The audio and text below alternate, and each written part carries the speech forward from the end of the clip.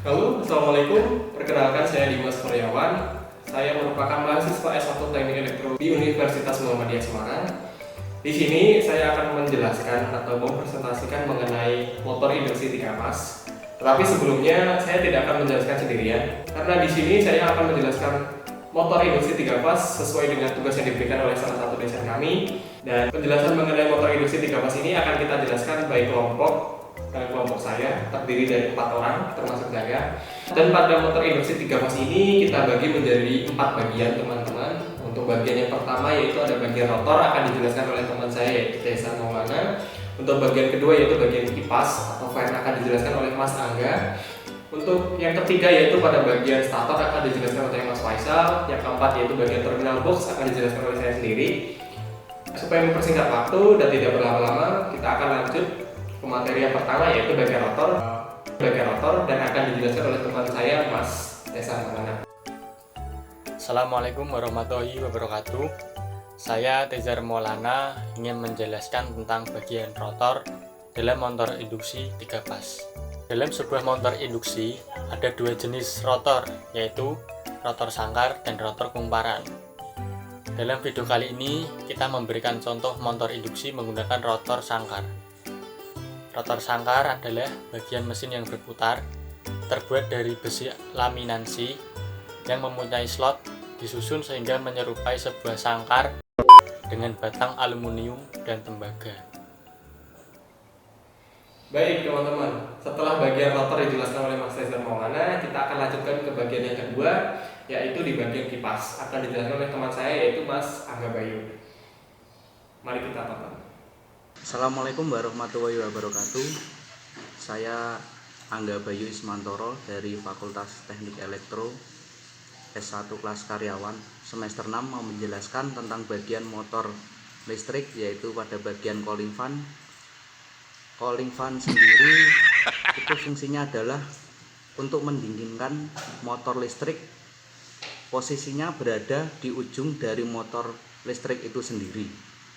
Cooling fan terbuat dari bahan plastik keras dan cara kerjanya mirip dengan kipas angin di rumah kita, yakni menghisap udara dan menghembuskannya ke badan motor listrik sehingga menjadi dingin, sehingga biar tidak terjadi pemanasan di dalam motor listrik.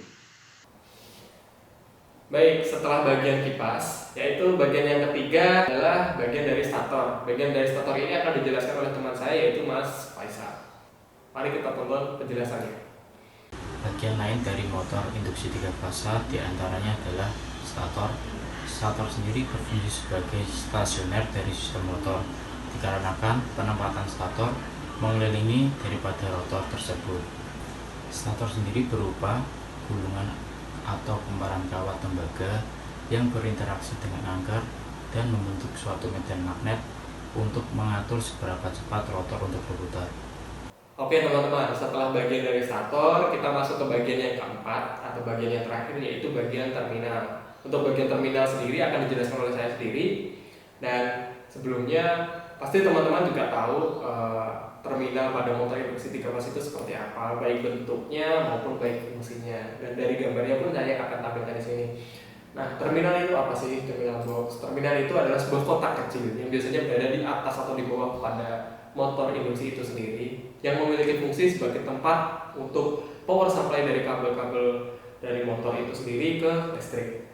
Jadi kalau teman-teman tahu nih ada motor induksi 3 pas, gimana untuk cara menyambungkannya dia pada listrik, yaitu dari terminal itu sendiri. Terminal box itu biasanya berbentuk kotak, ada covernya. Untuk covernya dari cover isolator ya teman-teman. Dan sedangkan bahan dari terminal itu sendiri pasti teman-teman juga sudah tahu, karena dia berfungsi untuk menghantarkan listrik, jadi dia bahannya dari tembaga. Baik teman-teman, cukup sekian penjelasan singkat dari kami, dari kelompok kami.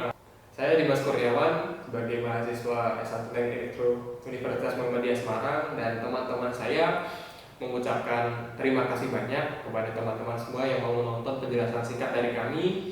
Dan kita juga minta maaf yang sebesar-besarnya apabila ada kesalahan dalam penyampaian, ada kesalahan kata sehingga tidak enak untuk didengar, ataupun penjelasan yang kurang akurat. Kami mohon maaf yang sebesar sebesar-besarnya, dan jika ada koreksi tolong tulis di bawah di kolom komentar teman-teman. Koreksi teman-teman mungkin sangat membantu bagi kita juga, kita sama-sama belajar supaya kita sama-sama bisa mengerti. Baik, satu lagi pesan saya teman-teman, berhubung kita ada di musibah di corona COVID-19 teman-teman, di dunia pun juga sedang ramai. Bagi teman-teman yang berada di rumah atau dapat instruksi untuk di rumah saja, tolong tetap di rumah saja, keluarlah hanya saat keadaan benar-benar genting atau penting untuk teman-teman keluar. Dan untuk teman-teman yang sedang bekerja, tetap semangat bekerja, hati-hati, jaga kesehatan, rajin cuci tangan, dan jangan lupa pakai masker. Social distancing juga penting teman-teman. Oke, sekian penjelasan singkat dari kami. Wabillahi taufiq wal hidayah. Wassalamualaikum warahmatullahi wabarakatuh.